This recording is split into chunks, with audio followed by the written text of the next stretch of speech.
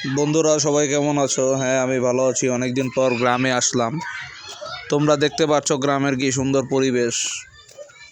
ঢাকা শহর যত সুন্দরী হোক, এরম সবুজ শ্যামল পরিবেশ আমি পাবো না।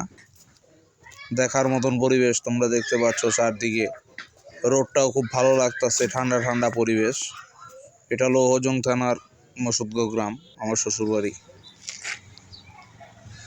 তো দেখতে পাচ্ছ চারদিকে কি সুন্দর পরিবেশ। রোডঘাটও খালি ধুলামুক্ত, চারদিকে সবুজ সুন্দর পরিবেশ। এখানে আসলে আমার শ্বাস প্রশ্বাস নিতেও সুবিধা হয়, শরীরটাও ভালো হয়ে যায়। পিছনে বাড়িটা দেখতে পাচ্ছ কত সুন্দর, আমি উপভোগ করছি। তো বিকাল হয়ে গেল, বিকালে চলে আসছি পদ্মা নদীর পাড়ে। এটা গোর্দোর বাজার, খুব সুন্দর একটা এলাকা। নদীর সামনে আমি অনেক এনজয় করছি।